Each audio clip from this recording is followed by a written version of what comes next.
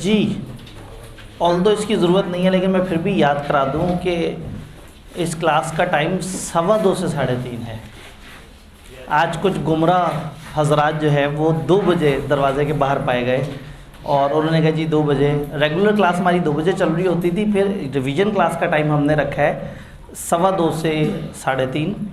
तो external students को तो पता है, और क्लास के बच्चे तो एक क्लास के बच्चे ने कहा कि सर वो हमें एक्सप्रेसली नहीं बताया गया था। तो मैंने याद कराया कि मैंने एक स्केड्यूल दिखाया तो स्केड्यूल पे बड़ा चीख के 2:15 से 3:30 लिखा था। मैं कहा चलें वो भी भूल गए। तो जब मैं बार बार कहा था 1.25 घंटे मल्टीप्लाई बाय 7 दिन, 1.25 घंटे मल्टीप्लाई बाय 6 दिन, तो उस टाइम पे क्यों नहीं पलट के पूछा कि सर ये 1.25 घंटा क्यों बोल रहे हैं, क्लास तो 1.5 घंटे की है। तो ये 1.25 घंटे की क्लास है, 1.5 घंटे की तब होती थी जब आपने 3 दिन बर्दाश्त करना होता था। जब आपने मुझे लगातार काफ़ी दिनों तक बर्दाश्त करना है तो बेहतर है कि बंदा जो है ना उतने दिन तक जो है वो होता है ना, 3 दिन के बाद तो फिर मेहमान भी बर्दाश्त नहीं होता। तो इसलिए जब हमने 6-7 दिन तक चलना है तो फिर 1.25 घंटे हम चले। कल हम लोगों ने ओरिएंटेशन की थी, यूट्यूब पे हमने अपलोड कर दी है। अभी बस एक गूगल ड्राइव का एक लिंक आज बन जाएगा इंशाल्लाह ताला, और वो उसके डिस्क्रिप्शन में ऐड हो जाएगा। तो उसमें फिर आपकी जो स्टडी मटेरियल वगैरह है, नोट्स, ये सारे सॉफ्ट में आ जाएंगे। कल एक भाई ने इधर पता किया था तो इनके पास वो सॉफ्ट में जो नोट्स हैं उसको फ़ोटोकॉपी करा के ये बड़ा उसको रीज़नेबल वो फैक्टर से 2.5 से मल्टीप्लाई करके और शायद 400 समथिंग 420, वाह ये तो 420 रुपये में वो दोनों चीज़ें मिल रही थी, जिसमें ये नोट्स भी थे और वो क्वेश्चन बैंक जिसका मैं जिक्र करा था वो भी है। और अगर आपने बिल्कुल भी नहीं खर्चा करना, कोई मसले वाली बात नहीं है, क्योंकि वो 420 रुपये में वो किताब बेचने से कोई 420 ही तो करनी नहीं है हमने। बल्कि एक स्टूडेंट ने मुझे कल कहा कि सर ये बड़ी महंगी पड़ रही है। मैंने कहा आप बाहर मार्केट से पता कर लें, इतनी सफ़ों की फ़ोटोकॉपी, चूँकि मार्केट में 3.5 इस तरह से पर साइड रेट चल रहा है। तो इनको हमने कहा था कि सब्सिडाइज कॉस्ट में आप देखें जो बन सकता है। स्टिल आपके पास सॉफ्ट कॉपी मौजूद होगी, आपने उसको नेट से डाउनलोड करना है, बरकत मार्केट में जाना है, अपने पसंद के फ़ोटोकॉपियर को जाके कहना है कि इसकी मुझे फ़ोटोकॉपी निकाल दो, अपने पसंद के बाइंडर से उसको बाइंड करवा लेना है। अगर वो 450 से कम बन जाए तो बहुत अच्छी बात है, क्लास के सारे दोस्तों को बताना है ताकि जो जो करवाना चाहे उसको हो सके। सॉफ्ट में आपके पास मौजूद होगा वो तो आप यूज़ कर ही सकेंगे। तो थोड़ा सा कहानी को आगे बढ़ाते हैं। कल हमने ओरिएंटेशन की थी और हमने समझा था कि चैप्टर 7, 8 ये तो कोर एरियाज़ हैं इस सिलेबस के, और सबसे ज़्यादा हमने जिस पे काम करना है, घोल के जिनको पी लेना है, वो 7, 8 है। 9 में पहले ज़रा ज़्यादा बातें होती थी, कोड ऑफ एथिक्स निकालने के बाद 9 में अब टेक्निकली सिर्फ 2 मॉडल्स बचे हैं। तो 7, 8 और 9 के वो 2 मॉडल्स कैन बी आधे से ज़्यादा पोर्शन। तो क्या हम तैयार हैं? माइक थोड़ा साउंड ज़रा अजीबो गरीब से कर रहा है, मुझे लग रहा है कि यहाँ की आवाज़ थोड़ी सी सेट करूँ, इधर से आवाज़ कम करूँ, इधर से करीब करूँ। जी नहीं, गायब हो गए। अभी आवाज़ बेहतर है? अभी आवाज़ बेहतर है? बेहतर नहीं है? जो स्पीकर के साथ है उनको गूंज रही है, आवाज़ गूंज रही है। अभी इस वक्त आवाज़ सही है? दूर वाले सही कह रहे हैं और करीब वाले जो है ना, चले माइक बहुत दूर करके आवाज़ और तेज़ करके देखते हैं। अभी आवाज़ फारिग है?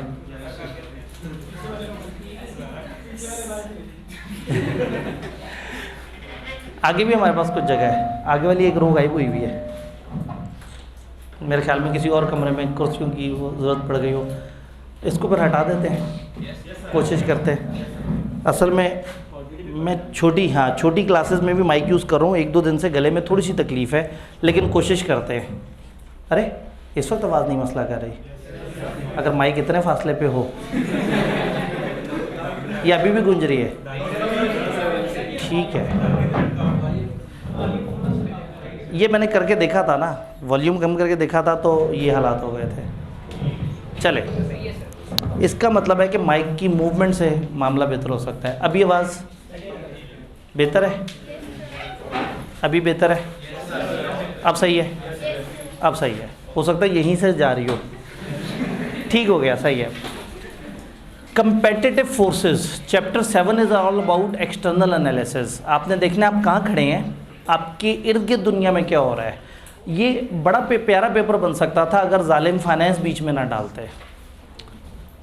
आई स्ट्रांगली बिलीव कि पूरे कैफ में एक पेपर कम से कम प्योर बिजनेस के ऊपर होना चाहिए कि बिज़नेस क्या होता है, बिज़नेस अपने आप को कैसे देखता है, बिज़नेस अपना इंटरनल एनालिसिस कैसे करता है, एक्सटर्नल एनालिसिस, अपनी स्ट्रेटजीज़ कैसे बनाता है, प्राइसिंग कैसे सेट करता है, मार्केटिंग कैसे करता है, कौन से बिज़नेस को चूज़ करना चाहिए, वो चीज़ें किस तरह से देखता है। वी स्ट्रांगली बिलीव कि ये चीज़ें हमारे सिलेबस में होनी चाहिए थी, लेकिन आई के अपने फाइनेंस की मोहब्बत में भी, क्योंकि आगे BFD से पहले फाइनेंस का भी कोई पेपर नहीं है, रादर देन वो 2 पेपर बनाते बच्चों को ये फील देने के लिए कि नंबर ऑफ़ पेपर्स कम हुए हैं, उन्होंने एक पेपर में सब मर्ज कर दिया। तो अब हमारे पास जितना है हम उसी में समझने की कोशिश करेंगे। हमारा चैप्टर हमें 2 एनालिसिस बताता है, एक्सटर्नल एनालिसिस और internal analysis. Internal analysis chapter 8 में, एक्सटर्नल एनालिसिस के 2 हिस्से थे, कल हमने बात की थी। कंपटीशन से रिलेटेड अगर आप बात करेंगे तो चैप्टर 7 डील करेगा, और अगर आप इर्द गिर्द के पॉलिटिकल, इकोनॉमिक और सोशल इन चीज़ों की बातें करेंगे तो वो पेस्टल है चैप्टर 1 से लेके 5 तक। कंपटीशन में अब आपने देखना आप कहाँ खड़े हैं, आप कौन सी इंडस्ट्री में, आप कौन सी मार्केट में। मार्केट किसे कहते हैं? जहाँ बायर्स मौजूद होते हैं, जहाँ कुछ बाइंग होती है, कुछ सेलिंग होती है, एक प्रोडक्ट होती है।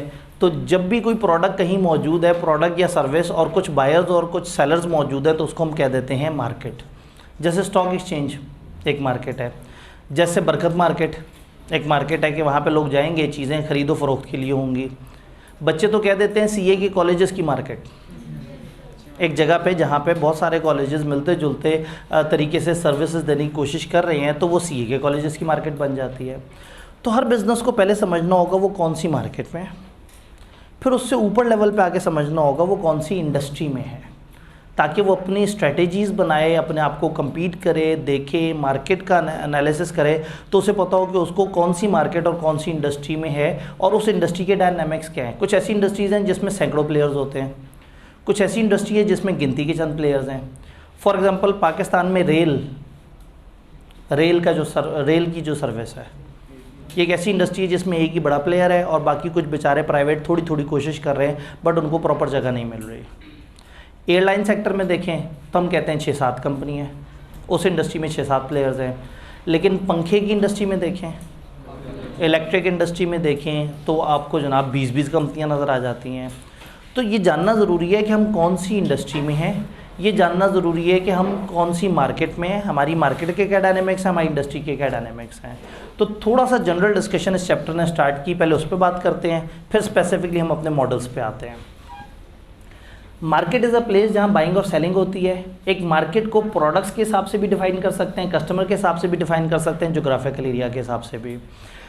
प्रोडक्ट या सर्विस के हिसाब से हम कहते हैं एसीओ की मार्केट, हम कहें ACCA की मार्केट, पंखों की मार्केट, फर्नीचर की मार्केट, प्रोडक्ट के हिसाब से भी हो सकता है, जोग्राफिकल एरिया के हिसाब से भी हो सकता है। लाहौर की मार्केट, सिंध की मार्केट, जनूबी पंजाब की मार्केट, वस्त एशिया की मार्केट, अमेरिकन मार्केट।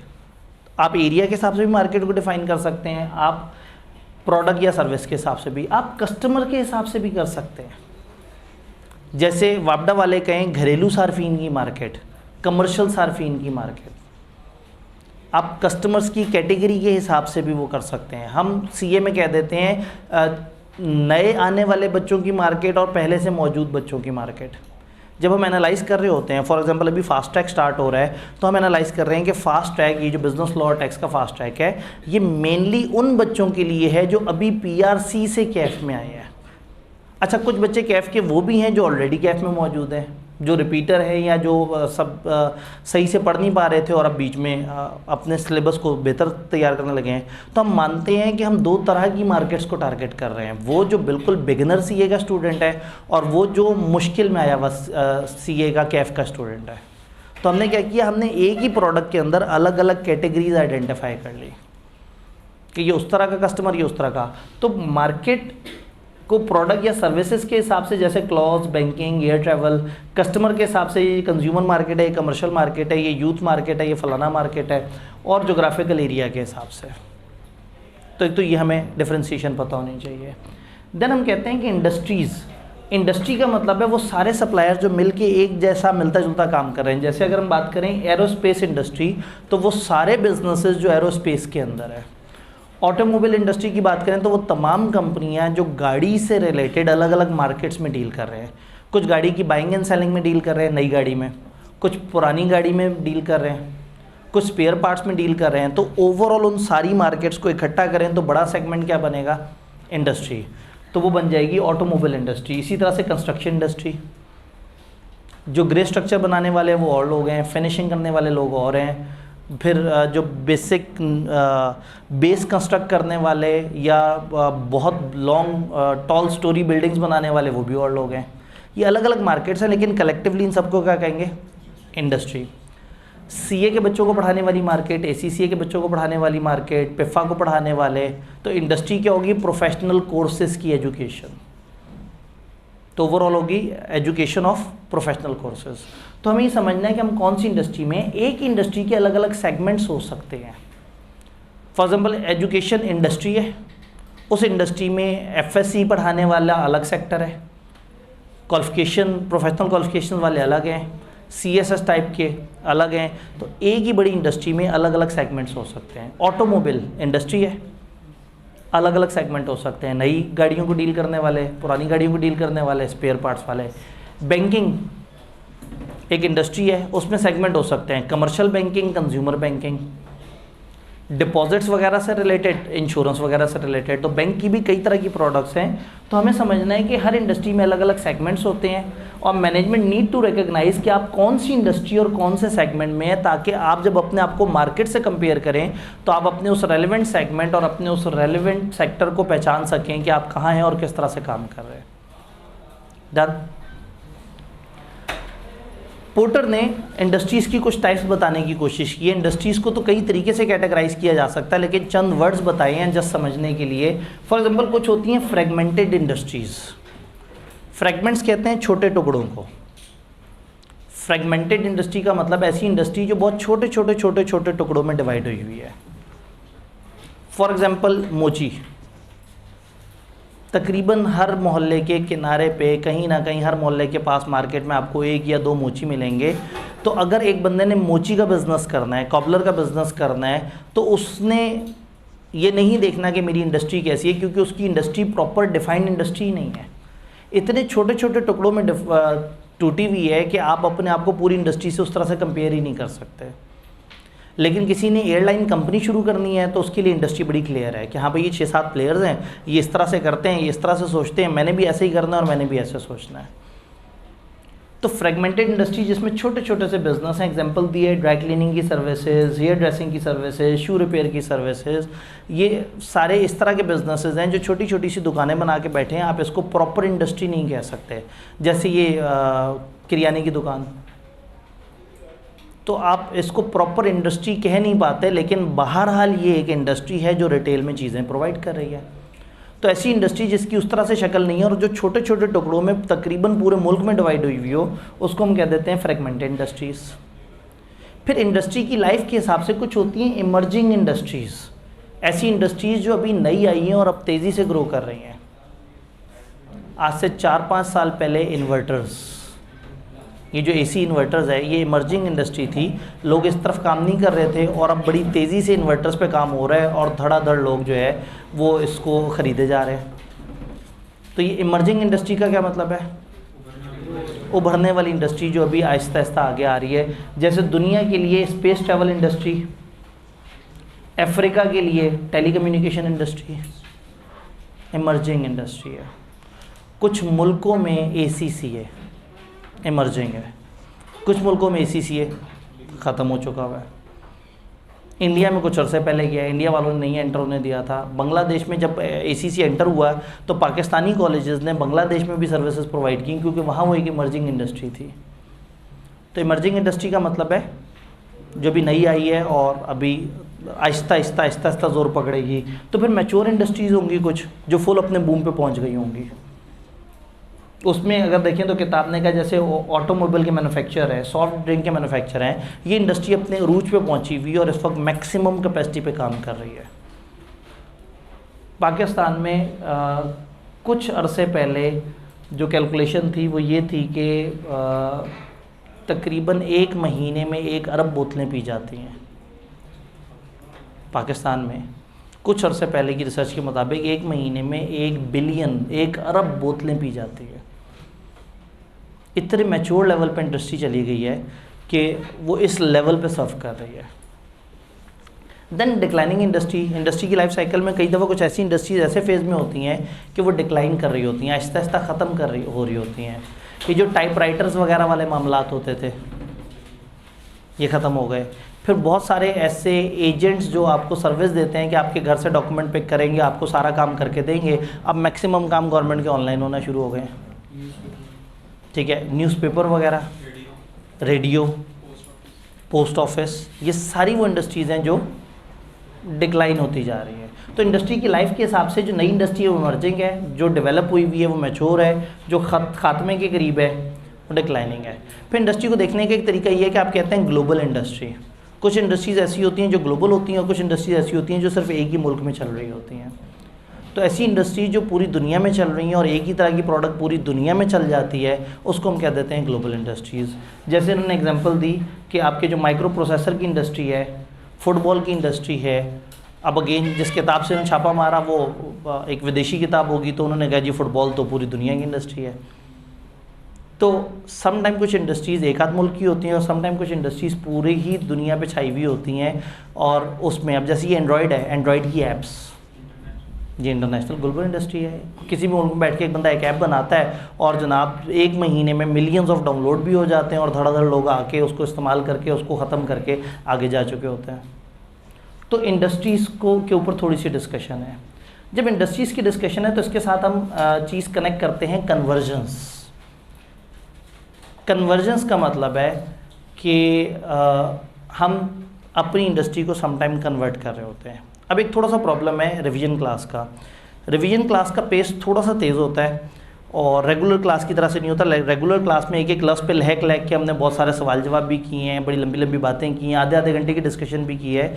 इसमें ज़्यादातर वन वे कम्युनिकेशन चल रही होगी, लेकिन बीच में एक ख़ास सेगमेंट पूरा 2-3 टॉपिक्स का एक जोन इकट्ठा करके मैं पढ़ाने के बाद आप लोगों से कभी कभार अगर टाइम होगा तो 2-3 सवाल ले लिया करूँगा, टाइम नहीं होगा तो मैं नहीं ले पाऊँगा। तो ये थोड़ा सा होपफुली आप इस चीज़ को समझेंगे कि रिवीजन क्लास का पैटर्न थोड़ा सा डिफरेंट है।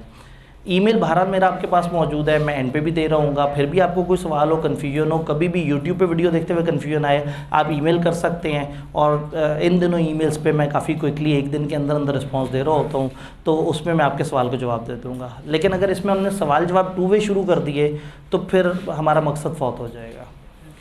स्टिल टाइम होगा तो मैं बीच बीच में आपसे सवाल ले लिया करूँगा। कन्वर्जेंस, एक इंडस्ट्री दूसरी इंडस्ट्री में कन्वर्ट होना शुरू हो जाती है। 2 इंडस्ट्री आपस में जुड़ना शुरू हो जाती हैं। कुछ ऐसा होता है कि एक ख़ास इंडस्ट्री किसी तरह से चल रही थी, दूसरी इंडस्ट्री किसी और तरह से चल रही थी, वो आपस में जुड़ना शुरू हो जाती हैं। भाई पहले फिज़िकल क्लासेस अलग तरीके से चलती थी और ऑनलाइन क्लासेस बनाने वाले चलाने वाले कुछ और लोग होते थे। दोनों इंडस्ट्रीज़ अब कन्वर्ज हो गई हैं। मैं अब आप लोगों को फिज़िकली एक क्लास पढ़ा रहा हूँ और ये साथ क्लास रिकॉर्ड हो रही है और ये ऑनलाइन भी फिर बाद में यूट्यूब पे या किसी भी तरीके से देखी जा सकती है। तो इसका मतलब क्या हुआ कि ऑनलाइन क्लास वाली इंडस्ट्री और फिज़िकल क्लास वाली इंडस्ट्री आपस में कन्वर्ज हो गए। इसी तरह से कैमरा और फ़ोन पे बात करने की सहूलत, फ़ोन की एक अलग इंडस्ट्री थी, कैमरे की अलग इंडस्ट्री थी। अब ऐसे ऐसे फ़ोन आ गए हैं कि जिसमें ऐसे कैमरे हों जो कि आज से पहले कैमरे वालों के पास भी उतने हाई क्वालिटी कैमरे नहीं होते थे जितने मोबाइल में आना शुरू हो गए। आप अपने मोबाइल से बाकायदा जेन्युइनली एक पूरे ड्रामे लेवल की क्वालिटी की शूटिंग कर सकते हैं। ऐसे ऐसे कैमरे मौजूद हैं। तो मोबाइल और कैमरा आपस में कन्वर्ज हो गए। बैंक वाले बैंकिंग का काम करते थे, इंश्योरेंस वाले इंश्योरेंस का काम करते थे। बैंक वालों ने इंश्योरेंस के साथ जोड़ लिया, गाड़ियों की जो फाइनेंसिंग दी उसमें इंश्योरेंस दे दी। अक्सर बैंक कहते हैं इतने लिमिट से ऊपर अगर आपके पैसे पड़े हुए हैं आपको इतनी इंश्योरेंस हम फ्री देंगे। वो आपस में कन्वर्ज होना शुरू हो गई। मोबाइल वाली इंडस्ट्री इंटरनेट वालों के साथ मिल गई। अब मोबाइल भी है और साथ में कंप्यूटर भी है। तो स्मार्ट जो फ़ोन्स हैं वो बेसिकली एक ऐसा मोबाइल फ़ोन है which has the capability of computer. वो कंप्यूटर भी है, वो दोनों आपस में मर्ज हो गए। तो कन्वर्जेंस में क्या होता है कि 2 इंडस्ट्रीज़ आपस में एक दूसरे से मर्ज हो जाती हैं। वो 2 इंडस्ट्रीज़ जो या मिलती जुलती हैं या यूज़र्स को ये समझा दिया जाता है कि ये एक दूसरे के साथ चल सकती हैं। अगर ये ख्वाहिश यूज़र्स की तरफ से, कंज्यूमर्स की तरफ से आई है कि कंज्यूमर्स चाहते हैं कि ये चीज़ के साथ ये चीज़ होनी चाहिए। फॉर एग्जांपल हमने जब यहाँ पे फिज़िकल क्लासेस वगैरह दी तो बच्चों ने, मतलब मैंने अभी इस क्लास का कहा कि भाई हम लोग फिज़िकली एक वो कर रहे हैं, एक रिवीजन क्लास कर रहे हैं, तो इंटरनेट पे अगले 18 मैसेज ये थे कि सर ये ऑनलाइन अवेलेबल क्यों नहीं करा रहे, ये ऑनलाइन भी होनी चाहिए। तो यूज़र्स की डिमांड पे हमें ये समझ आया कि अब फिज़िकल क्लास अकेली शायद इतनी इफेक्टिव नहीं है, साथ में उसका एक ऑनलाइन वर्जन रिकॉर्डेड अवेलेबल होना चाहिए जो लोगों को सर्व करेगा। तो ये कहलाएगी डिमांड लेड कन्वर्जन, जिसमें कंज्यूमर ये फरमाइश करते हैं या कंज्यूमर की तरफ से बार बार ये चीज़ आती है कि भाई आपकी प्रोडक्ट में ये फीचर क्यों नहीं है। तो सम टाइम बिजनेस कंज्यूमर की ख्वाहिश पे अपने आप को कन्वर्ज करते हैं, और सम टाइम बिजनेस को लगता है कि ये चीज़ इस चीज़ के साथ मिलके आनी चाहिए, तो वो सप्लाई लेड कन्वर्जन बन जाती है, where supplier see a link between different things, और वो कहते हैं कि इनको जोड़ दें। आई एम वेरी श्योर कि मोबाइल के किसी यूज़र ने नहीं सोचा होगा कि इसमें कैमरा होना चाहिए। ये मोबाइल वालों ने सोचा होगा कि हम अपनी कंपनी दूसरी कंपनी से बेहतर दिखाने के लिए इसमें कैमरा दे देते हैं, और जब एक ने कैमरा दिया तो सारे के सारे फंस गए होंगे बेचारे, सबको कैमरा देना पड़ गया होगा। तो सप्लाई लेड कन्वर्जन ये है जिसमें सप्लायर को ऐसा लगता है, बैंक से किसी ने नहीं कहा था कि आप इंश्योरेंस दो जिन्होंने बैंक अकाउंट खोला हुआ उसको, लेकिन ज़्यादा बैंक अकाउंट्स हासिल करने के लालच में वो डिस्काउंट देते चले गए, बेनिफिट देते चले गए, इंश्योरेंस दे दी, कुछ और फीचर्स दे दिए। तो वो शुरू में थी सप्लाई लेड कन्वर्जन, लेकिन अब कंज्यूमर जाके एक बैंक में जाके कहेगा जी अकाउंट खुलवा रहा हूँ इंश्योरेंस, वो कहेंगे जी हमारा बैंक तो नहीं देता, तो कहेंगे फिर मैं आपके बैंक में क्यों अकाउंट खुलवाऊँ। तो बैंक वाले ऊपर वालों को बताएंगे कि भाई कस्टमर आके अकाउंट नहीं खुलवा रहा, वो कहते हैं मुझे इस पर इंश्योरेंस दोगे तो मैं अकाउंट खुलवाऊँगा। तो कुछ सप्लाई लेड कन्वर्जन होती है, कुछ डिमांड लेड कन्वर्जन होती है। सप्लाई लेड कन्वर्जन, बच्चे आ रहे थे, बच्चे पढ़ रहे थे, बच्चों की कोई ख्वाहिश नहीं थी, हमने बच्चों को स्टडी मटेरियल देना शुरू कर दिया। हमें लगा कि क्लास के बच्चों को अगर साथ में स्टडी मटेरियल दे दे तो वो आधे सेशन तक जो ये सोच रहे होते हैं कि मैं किताब ख़रीदूँ या ना ख़रीदूँ, अच्छा सॉफ्ट से कर लूँगा, अच्छा क्लास को मैं खुद ही डेली नोट कर लिया करूँगा, वो सोचता ऐसा ज़रूर है, लेकिन 2-2.5 महीने बाद उसे एहसास होता है कि बेहतर था मैं किताब ही ले लेता। तो बजाय इसके कि हमारा बच्चा बेचारा इस वजह से परेशान होता रहे कि मैं ये किताब ख़रीदूँ ना ख़रीदूँ, तो हमने ही सोचा कि हम क्लासेस के साथ उसको किताब दे दें। तो जो हमारे रेगुलर क्लासेस हैं उसमें हम लोगों ने साथ में किताबें दी। तो ये हमारी तरफ से क्या था, सप्लाई लेड कन्वर्जन। एक किताबों की अलग प्रोडक्ट थी जो अलग से बिकती थी, और क्लासेस अलग चीज़ थी जो अलग से बिकती थी। सप्लायर से या लिंक, सप्लायर ने सोचा कि हमें इन दोनों को जोड़ देना चाहिए। बट ऐसा हो सकता है कि 2-3 साल बाद जो है वो आप लोगों में शऊर आगही आ जाए, आप जज्बाती हो जाए, और आप तमाम कॉलेजेस को जाके कहना शुरू कर दें कि जी वो कॉलेज तो दे रहा है क्लासेस के साथ किताबें, आप लोग क्यों नहीं दे रहे। तो फिर क्या होगा, अगर मजबूरन देनी पड़ेगी तो वो उनके लिए डिमांड लेड कन्वर्जन बन जाएगी, और हमारे हिसाब से वो, तो ये बात समझ आई कि कन्वर्जन सप्लाई साइड पे भी हो सकती है, डिमांड साइड पे भी। जब इंडस्ट्रीज़ को देख ही रहे हैं, और जब आपने देखना है कि मैं कहाँ हूँ और इंडस्ट्रीज़ कहाँ पे हैं, तो फिर फाइनली आपने देखना है कि मार्केट कैसे बिहेव कर रही है और आपको कैसे बिहेव करना है। इसके लिए फिर एक फिनोमेना आता है। अभी मैं कुछ मॉडल्स को स्किप करते हुए थोड़ा सा आगे जा रहा हूँ।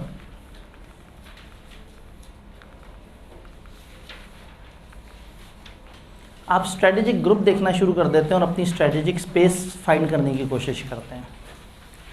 स्ट्रेटेजिक ग्रुप का मतलब ये है कि आप अपनी इंडस्ट्री में, अपनी मार्केट में देखते ही हैं कि कितने सप्लायर्स हैं और वो क्या कर रहे हैं। कितने सप्लायर हैं, वो क्या कर रहे हैं। कोई सप्लायर किसी तरीके से बिहेव कर रहा होगा, कोई सप्लायर किसी तरीके से बिहेव कर रहा होगा। फॉर एग्जांपल, आपने एक ग्राफ बनाया प्राइस और क्वालिटी का, प्राइस क्वालिटी।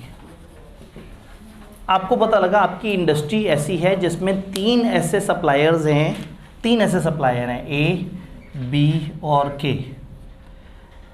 ये कम क्वालिटी की चीज़ कम प्राइस में दे रहे हैं।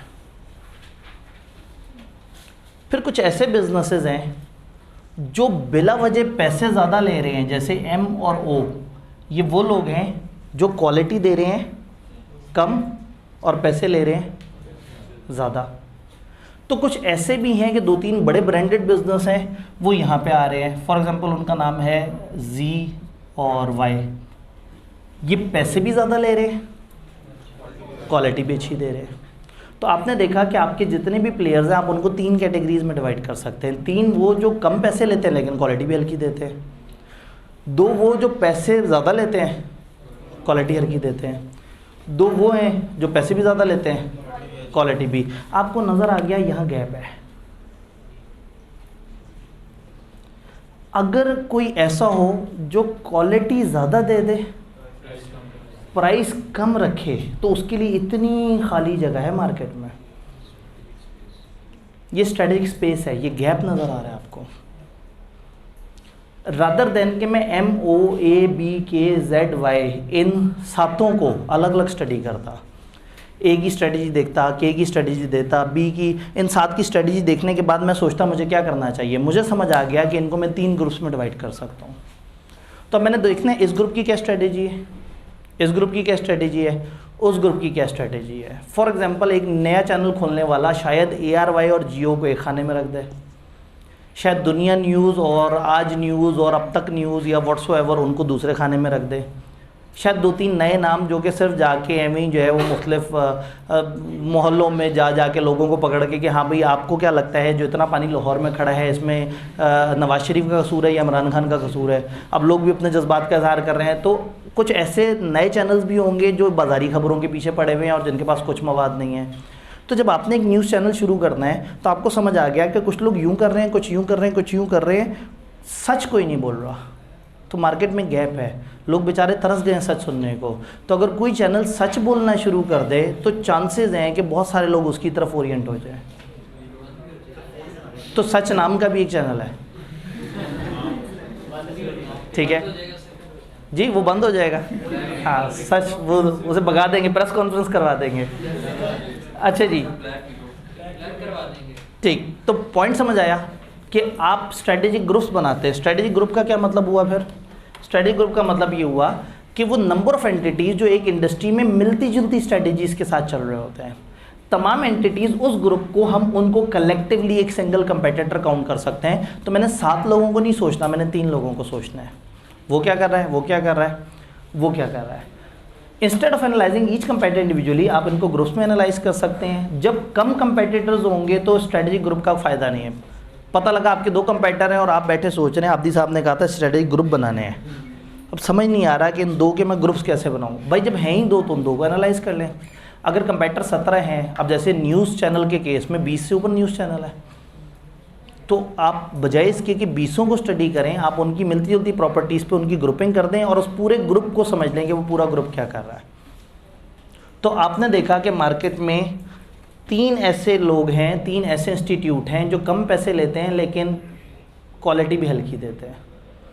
कुछ ऐसे हैं जो पैसे बिला वजह ज़्यादा ले लेते हैं, क्वालिटी फिर भी हल्की देते हैं। कुछ ऐसे हैं जो पैसे भी अच्छे ले रहे हैं, पढ़ा भी बहुत अच्छा रहे हैं। तो आपने बना लिया SBI जो क्वालिटी दे वो प्रीमियम वाली, ये वाली, और प्राइस ले गरीबों वाली। तो ये गैप नज़र आता है, आप उस गैप पे काम करते हैं। तो आप ये देखें कि जब उस गैप को आइडेंटिफाई किया तो हालांकि रिपोर्टिंग बहुत स्ट्रॉन्ग नहीं था, स्टिल एक अचानक से बड़ी चीज़ें चेंज हुई और नज़र आया कि yes this was the area जिस पे कोई काम नहीं कर रहा था। बच्चे अच्छा पढ़ना भी चाहते थे लेकिन बच्चे बहुत महंगी प्राइसेस से भी तंग थे। तो campus inauguration discount, economic disturbance assistance, फलाना फलाना। तो उससे क्या हुआ कि मार्केट में एक बहुत बड़ी स्पेस थी कि जो भी अच्छा पढ़ाने की कोशिश करता था वो सोचता था कि मुझे तो महंगा होना चाहिए। तो ये गैप था। जब इस गैप पे काम किया तो ऑटोमेटिकली आपने उस गैप के अंदर पॉपुलेशन का एक बड़ा चंक अपनी तरफ अट्रैक्ट कर लिया। तो एक अप्रोच ये होती है कि आप देखते हैं कि स्पेस कहाँ है। जहाँ सारी कंपनियों को हम ग्रुप्स में डाल देते हैं तो कुछ स्पेसेस नज़र आना शुरू हो जाती हैं। जब आप उस गैप को फिल करने की कोशिश करते हैं तो उससे आपको मार्केट में ज़्यादा मौका मिल जाता है। भाई अगर हम ये वाला काम करते तो हम इनसे लड़ रहे होते और ओवरऑल सबसे लड़ रहे होते, ये काम कर रहे होते तो इधर और मसला था। तो नज़र ये आया कि गैप कहाँ पे। अब पता नहीं आप लोग जो है ना, मैंने इन करेक्टर्स का कोई मतलब नहीं है, पता लगे आप इन करेक्टर से जो है ना कुछ बताने की कोशिश करें। शुक्र है मैंने बहुत ही दूर दूर के करेक्टर लिए हैं जिससे आप खामखा कुछ गलत इमेज ना ले सकें। तो बहरहाल ऐसे हैं ना, ठीक है, मैं ऐसे भी हैं और ऐसे भी हैं। वाह क्या बात है, इतने बड़े गोले में अकेला ऐसे। खैर स्पेस समझ आ गई। देन इंडस्ट्री को आपने समझ लिया, आपने अपने ओवरऑल सेगमेंट को समझ लिया कि हाँ भाई इस सेगमेंट में कहाँ पे स्पेस है। अब उस स्पेस के बाद अगला काम अपनी मार्केट में देखें कि कहाँ पे जगह है, अपनी मार्केट की सेगमेंटेशन करें। मार्केट को सेगमेंट करने से क्या मुराद है, अपनी मार्केट को डिफरेंट हिस्सों में तोड़ लें। फॉर एग्जांपल हमारी मार्केट है सीए पढ़ने वाले स्टूडेंट्स, हम इन स्टूडेंट्स के किस किस तरीके से टुकड़े कर सकते हैं, सब 2 टुकड़े कर सकते हैं, 4 टुकड़े कर सकते हैं जी। पीआरसी के स्टूडेंट, कैफ के स्टूडेंट, सीफैप के स्टूडेंट, बहुत जोशीले पढ़ने वाले स्टूडेंट और बिल्कुल भी ना पढ़ने वाले स्टूडेंट, वो स्टूडेंट जो पेपर से 2 महीने पहले कह रहे होते हैं काश कहीं कोई रिवीजन क्लासेस क्रैश कोर्स शुरू हो जाए बस हम पढ़ना शुरू कर दें, और वो स्टूडेंट जो पहले दिन से बहुत जोशो खरोश से पढ़ रहे होते हैं, वो स्टूडेंट जो रिज़ल्ट आने के बाद कहते हैं अब मैं पढ़ना शुरू करूँगा। तो आप ये देखें कि हमने नॉर्मली क्या होता है, पोस्ट रिजल्ट में उतनी ज़्यादा क्लासेस ऑफर नहीं होती, मुश्किल से 1 आध बैच होता है कॉलेज का, नहीं तो वो चलती हुई प्री रिजल्ट की क्लास में बिठा देते हैं, कहते हैं वीडियोस देख लेना। आप भी सोचते हैं कि मैं देख लूँगा, ना आप देख पाते हैं ना वो आपको पढ़ा पाते हैं, वो पैसे कमा लेते हैं, आप पैसे दे देते हैं। हमने 9 पोस्ट रिजल्ट बैचेस दिए और एक्स्ट्रा ऑर्डिनरी रिस्पॉन्स था, क्योंकि लोगों के जहन में नहीं था कि पोस्ट रिजल्ट अलग से भी उस तरह से दिया जा सकता है। खाली टेक्स्ट के अंदर 250 प्लस की क्लास बन गई कि जस्ट बिकॉज के गैप था। तो हमने मार्केट को सेगमेंट करके देखना होता है कि मार्केट कहाँ कहाँ है और किस किस तरह से है। तो जो कपड़े बनाने वाले कपड़े बेच रहे हैं तो उन्हें सेगमेंट करना होगा मार्केट को, गरीब कस्टमर, अमीर customer, male customer, female customer, बच्चे, बड़े, डिसेंट कपड़े पहनने वाले, शौकीले कपड़े पहनने वाले, शादी ब्याह के कपड़े पहनने वाले या फॉर्मल गैदरिंग्स के कपड़े पहनने वाले, ये सेगमेंट्स हैं ना। तो हर बिज़नेस सेगमेंट्स आइडेंटिफाई करेगा अपने बिज़नेस में। जब वो सेगमेंट्स आइडेंटिफाई कर लेगा तो उसे पता लग जाएगा कि वो किस जगह ज़्यादा बेहतर तरीके से काम कर सकता है। तो मार्केट सेगमेंटेशन एक टोटल मार्केट का सेगमेंट है जिसमें कस्टमर्स की मिलती जुलती कैरेक्टरिस्टिक्स है। फॉर एग्जांपल मैं ये बात करूं कि हमारे सीए में लाहौर में जो लोग पढ़ रहे हैं उनका 70% 2 जगह से आते हैं, जनूबी पंजाब और केपी के। बड़ी अजीब सी हकीकत है, लेकिन स्टैटिस्टिकली ऐसा है कि 70% लोग जो है वो जनूबी पंजाब और केपी के की साइड से आए होते हैं, और लाहौर के जो अपने हैं वो काफ़ी कम होते हैं। तो जब ईदों पे छुट्टियों का फ़ैसला होता है, जब बैचेस स्टार्ट करने का फ़ैसला होता है, तो कॉलेजेस को फिर देखना होता है कि उनकी मार्केट में जो सेगमेंट्स हैं वो कौन से बड़े सेगमेंट हैं। तो जो दूसरे इलाकों का सेगमेंट है वो सबसे बड़ा है, तो कॉलेजेस को चाहते ना चाहते ज़्यादा छुट्टियां देनी पड़ जाती हैं, क्योंकि वो स्टूडेंट्स को 4-5 दिन पहले तो बुकिंग करवानी होती है बसों में। और लाहौर का स्टूडेंट बेचारा तड़पता रह जाता है कि भाई मेरा क्या कसूर, बच्चे क्लास में शोर मचाना शुरू कर देते हैं, सर 4 दिन पहले सीटें बंद हो जाएंगी, हमें बताएं कब छुट्टियां शुरू हो रही हैं। और लाहौर का बच्चा जो पढ़ना चाह रहा है वो आवाज़ार हो जाता है कि ये दूसरे बच्चों की वजह से कॉलेज मजबूर है। तो ये दिस इज़ इम्पॉर्टेंट कि आप सेगमेंट्स को आइडेंटिफाई करें और फिर आप उन सेगमेंट्स के मुताबिक काम करें कि कौन किस तरह की कैरेक्टरिस्टिक्स रखता है, कौन किस तरह की।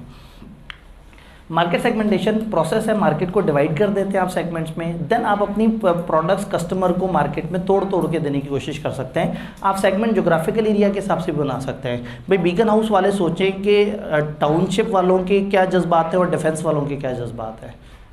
उन्हें पता है डिफेंस वालों को अगर हम कम पैसे पे अच्छी क्वालिटी देने की भी कोशिश करेंगे वो कहेंगे हल्की है, तो उनको ज़्यादा पैसे में ही देनी होगी क्वालिटी। और टाउनशिप में आप पैसे बढ़ाएंगे, लोग बीकन हाउस में नहीं आएंगे, उसके आसपास की किसी ब्रांड में 2-3 हज़ार रुपये कम के फासले से चले जाएंगे। तो वही बीकन हाउस टाउनशिप में किसी और प्राइस के साथ होगा, वहाँ किसी और तरह की प्राइस के साथ होगा। तो कंज्यूमर्स को समझना बड़ा ज़रूरी है। हम यहाँ सीए में जितनी भी मेहनत कर रहे हैं उससे 1/3 मेहनत करेंगे अगर हम एसीसीए पढ़ाएंगे, लेकिन अगर एसीसीए पढ़ाएंगे तो उसकी फ़ीस होगी 3 गुना, क्योंकि वो करने वाली आवाम और होगी। तो ओ लेवल में फ़ीस बहुत ज़्यादा होती है और सीए में फ़ीस बड़ी कम होती है। क्यों?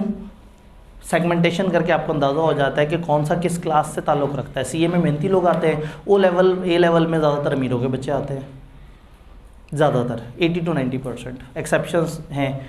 तो आप जब अपने सेगमेंट्स को समझ लेंगे ना तो फिर आपके लिए ज़िंदगी आसान हो जाएगी। सेगमेंट जोग्राफिकल हिसाब से बना सकते हैं, क्वालिटी के हिसाब से बना सकते हैं, फंक्शन के हिसाब से बना सकते हैं। जैसे उन्होंने कहा कि सिर्फ जूतों में रनिंग शूज़ अलग हैं, फुटबॉल शूज़ अलग हैं, हाइकिंग के बूट्स अलग हैं, राइडिंग के बूट्स अलग हैं, स्नो बूट्स अलग हैं।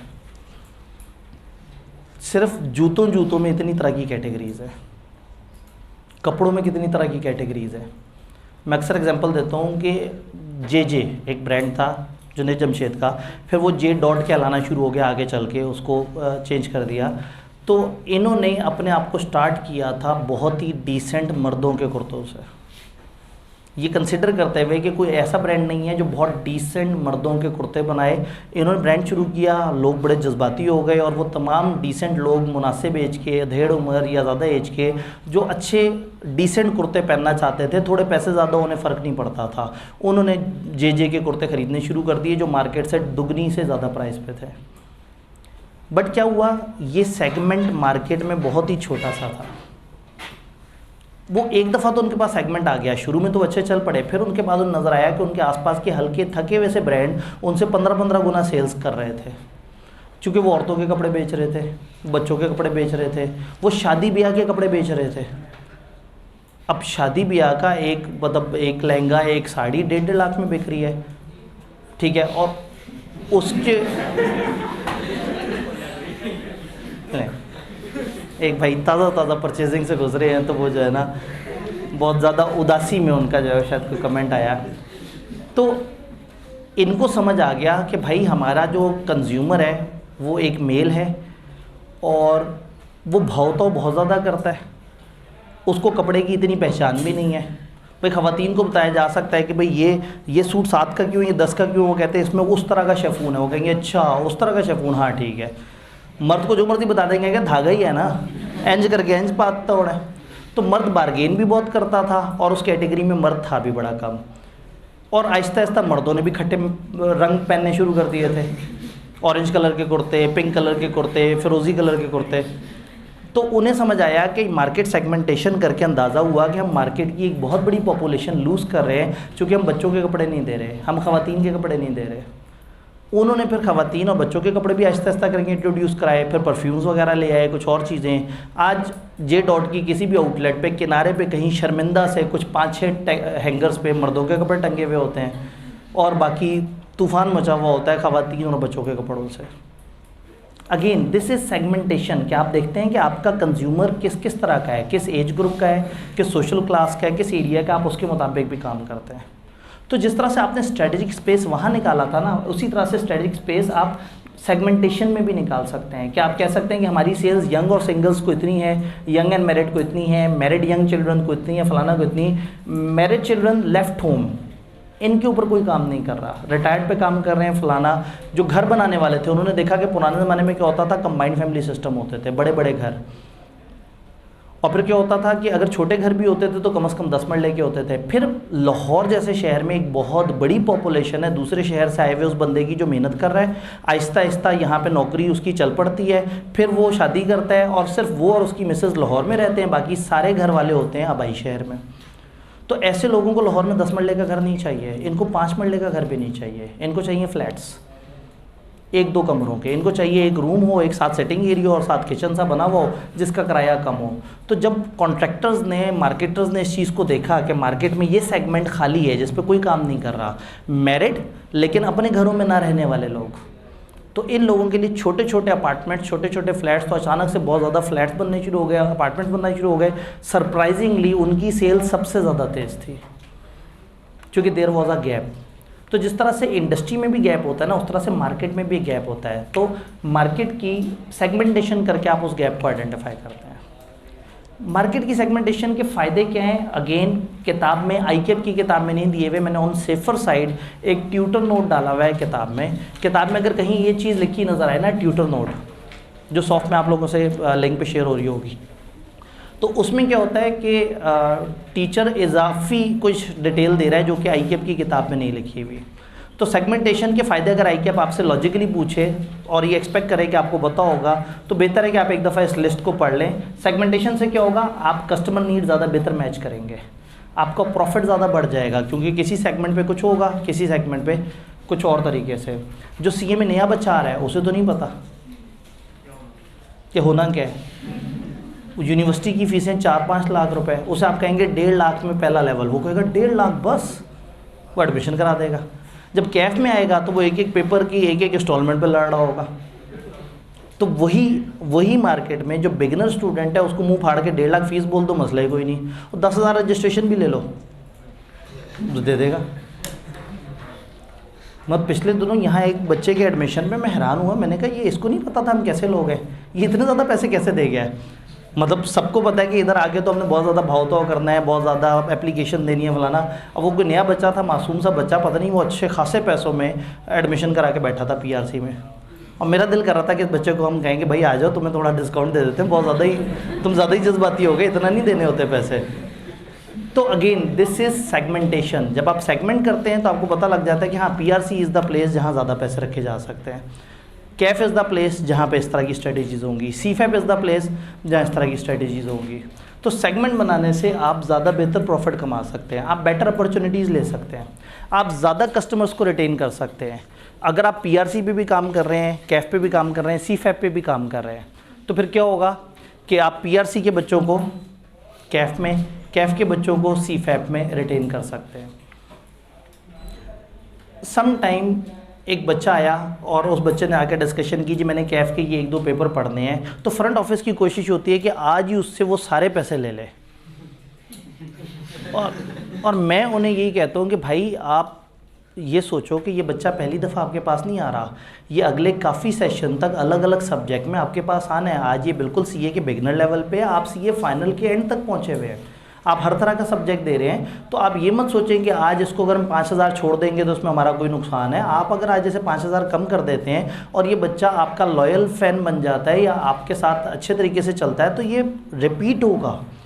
तो अगर आपके पास स्ट्रेटिफिकेशन है, अगर आपके पास सेगमेंटेशन है, तो फिर आप ज़्यादा बेहतर तरीके से अचीव कर सकते हैं।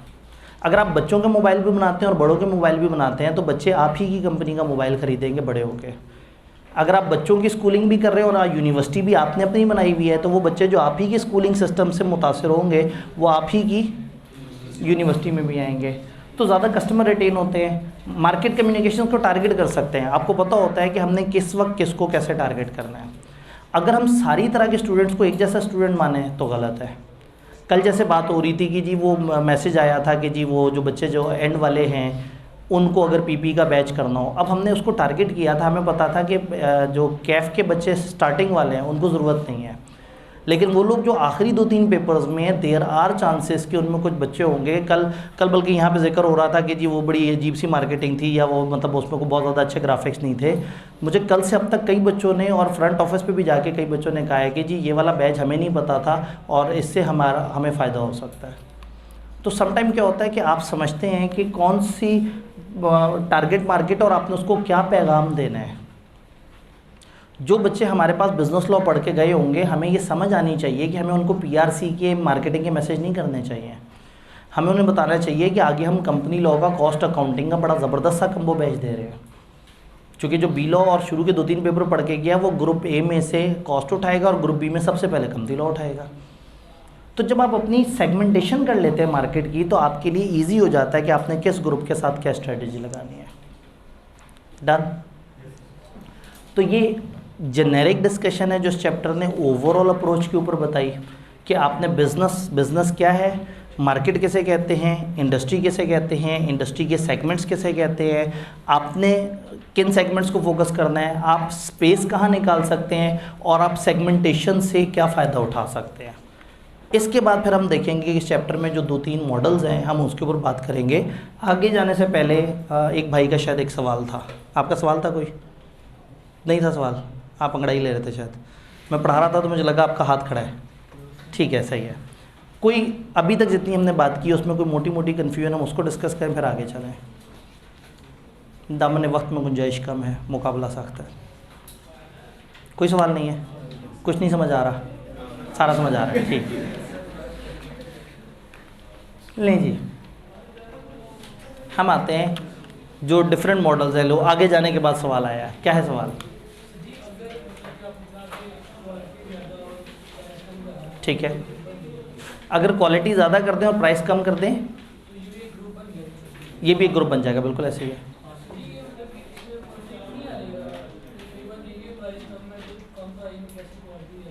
अब प्रॉब्लम यही होगा कि लोग हैरान होंगे कि कम प्राइस में अच्छी क्वालिटी कैसे दी जा सकती है। हर बिज़नेस की अपनी एक अप्रोच है। कुछ बिज़नेस लोगों को प्राइस ज़्यादा बता के ये रियलाइज़ कराते हैं कि हम अच्छे हैं। भाई ग्रुप में तो वो ग्रुप भी था जो ज़्यादा प्राइस में हल्की चीज़ दे रहे थे, जस्टिफाई वो भी कर लेते हैं। हर बिज़नेस की ना अपनी एक स्ट्रैटेजी है, वो अपने कुछ लोग ऐसे हैं जिनको आप जितना भी बता दें कि हम आपके साथ मुखलिस हैं, वो कहेंगे यार सस्ते पैसे ले रहे हैं, अच्छे नहीं होंगे, दूसरा ज़्यादा पैसे ले रहा है, उधर चले जाना चाहिए। लेकिन एक बहुत बड़ी तादाद वो होगी जो पैसे ज़्यादा दे नहीं पा रहे, लेकिन वो अच्छी क्लासेस ढूंढ भी रहे हैं। तो आप सही कह रहे हैं, कन्फ्लिक्ट आएगा, कुछ लोगों को कन्फ्लिक्ट आएगा। अब यही तो हुस्न है मार्केट का कि मार्केट में हर तरह के लोग होते हैं। जो 100% लोग हैं ना, उनमें से हर बंदे का अपना एक मिजाज है। फॉर एग्जांपल, मैं हमेशा मानता हूँ कि FR1 should not be offered in fast track batch. FR1 एक मैच्योर पेपर है, वो फास्ट ट्रैक में 1.5 महीने में, 1.25 महीने में ऑफ़र नहीं होना चाहिए। आप बच्चे से पैसे ले सकते हैं, लेकिन अल्टीमेटली बच्चा तंग हो जाएगा, FR2 भी डिस्टर्ब होगा, FR1 पास होने की प्रोबेबिलिटी भी कम होगी। मैं ये मानता हूँ कि बिज़नेस लॉ और टैक्स, इनमें से कोई एक पेपर होना चाहिए। हम जब भी फास्ट ट्रैक देते हैं, हम इन 2 सब्जेक्ट्स में देते हैं। बट अगेन, शायद मार्केट में 10-15% ऐसे बच्चे भी हैं जो चाहते हैं कि वो जब एक ही सब्जेक्ट पढ़ें तो क्यों ना वो FR1 पढ़ें, ताकि उनकी इतनी अच्छी अकाउंटिंग की बेस बन जाए। जब उन्होंने 1.25 महीना 1.5 महीना सिर्फ अकाउंटिंग की हो, तो जब वो आगे जाएंगे तो उनकी अकाउंटिंग की बेस बड़ी अच्छी बनी हुई होगी। अब मैं उन 15% लोगों के ख्यालात तो नहीं बदल सकता, बट मैं 85% लोगों को सर्व कर सकता हूँ। तो कहीं ना कहीं कोई ऐसा होगा जो उन 15% बच्चों को प्रोडक्ट देगा जिनको मार्केट वाले नहीं दे रहे होंगे, वो उन 15% बच्चों में से अपना शेयर निकालेगा। तो मार्केट डाइवर्स होती है, हर किसी का अपना थॉट पैटर्न होता है। कुछ लोग प्राइस के साथ क्वालिटी को रिलेट करते हैं, कुछ लोगों को जेन्युइन पैसे देने का मसला होता है, कुछ लोगों को पता होता है कि नहीं, प्राइस का ताल्लुक इस चीज़ से नहीं है कि क्वालिटी कैसी है, इस चीज़ से है कि इंसान कैसे है। समटाइम एक ही इंसान होता है, एक जगह होता है प्राइस डिफरेंट होती है, वही इंसान दूसरी जगह होता है प्राइस डिफरेंट होती है। इंसान वही होता है, सर्विस वही होती है, प्राइस में फ़र्क होता है। तो आपको समझ आ जाता है कि मसला इस इंसान या इसकी क्वालिटी का नहीं था, इदारे की स्ट्रेटेजी का था कि इदारा हाई प्राइस कर रहा था या इदारा लो प्राइस कर रहा था। तो कन्फ्लिक्ट आता है, लेकिन चूँकि डायनेमिक्स होते हैं मार्केट में, आपको फ़ायदा हो जाता है। जी, सेक्टर और सेगमेंट में क्या फ़र्क है? जब मार्केट को डिवाइड कर रहे हैं ना, चलें ऊपर से चलते हैं। इंडस्ट्री में सेक्टर, सेक्टर में मार्केट, मार्केट में सेगमेंट, अगर हम यूँ चलें। लेकिन चूंकि ये लॉ नहीं है तो इन अल्फाज का इतना एब्सोल्यूट मतलब नहीं है, ये एक दूसरे के अल्टरनेट के तौर पर इस्तेमाल हो सकते हैं। लेकिन सबसे बड़ा वर्ड इसमें इंडस्ट्री है, उसके बाद इंडस्ट्री का सेक्टर है, फिर हर सेक्टर में अलग अलग मार्केट्स हैं, और फिर एक मार्केट के अंदर कस्टमर। जब कस्टमर्स के हिसाब से हम डिवाइड करते हैं तो वो सेगमेंटेशन बनती है, जब बिजनेसेस के हिसाब से डिवाइड करते हैं तो वो सेक्टर बनता है। तो एक इंडस्ट्री को जब डिफरेंट तरह के बिजनेसेस के हिसाब से डिवाइड करें तो सेक्टर्स बन जाएंगे, और जब एक मार्केट को डिफरेंट टाइप के कंज्यूमर्स के हिसाब से डिवाइड करेंगे तो अगर आप देखें तो segmentation is division of market into consumers की कैटेगरी, एज के हिसाब से, लॉयल्टी के हिसाब से, पे करने की कैपेसिटी के हिसाब से, इस तरह से। डन? नहीं जी, हमने कहा कि जनरल डिस्कशन हो गई। अब हमारे हैं इसमें 2-3 तरह के मॉडल्स। एक मशहूर ज़माना इसमें मॉडल है BCG matrix, Boston consulting group. ये दुनिया के बड़े मशहूर कंसल्टेंट हैं। BCG मतलब ये उस लेवल के कंसल्टेंट हैं कि एप्पल को इन्होंने कंसल्टेंसीज प्रोवाइड की हुई हैं, मुख्तलिफ बड़े बड़े इदारों को कंसल्टेंसी प्रोवाइड की हैं। जैसे इंसानों के डॉक्टर होते हैं, ऐसे कंपनियों के भी डॉक्टर होते हैं। तो बहुत सारे बिजनेसेस एक इस लेवल का बिजनेस करते हैं कि वो बाकी बिजनेसेस को सर्विस प्रोवाइड करते हैं। तो BCG वाले क्या करते हैं, एक कंपनी जो मुश्किल में है उसको देखते हैं, उसको एनालाइज करते हैं, और फिर बताते हैं कि उस कंपनी को क्या चीज़ जो है वो करनी चाहिए ताकि वो बेहतर हो जाए। तो ये ऐसे ही है जैसे एक डॉक्टर के पास अगर एक मरीज़ आता है तो डॉक्टर उसे बताता है कि तुम्हें ये करना चाहिए, करना चाहिए। लेकिन सोशल मीडिया का दौर है, फिर क्या होगा, डॉक्टर की कुछ वीडियोज़ होंगी ज़्यादतीस कंट्रोल करने के जनरल मशवरे।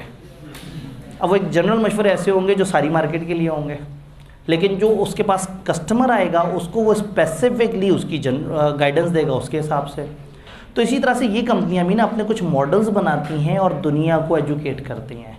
तो बोस्टन कंसल्टिंग ग्रुप इंडिविजुअली भी कंपनीज को कंसल्टेंसी प्रोवाइड करते हैं, और कुछ ऐसे मॉडल्स भी देते हैं जिसमें ये दुनिया को बताते हैं कि आप चीज़ों को कैसे लेके चलें।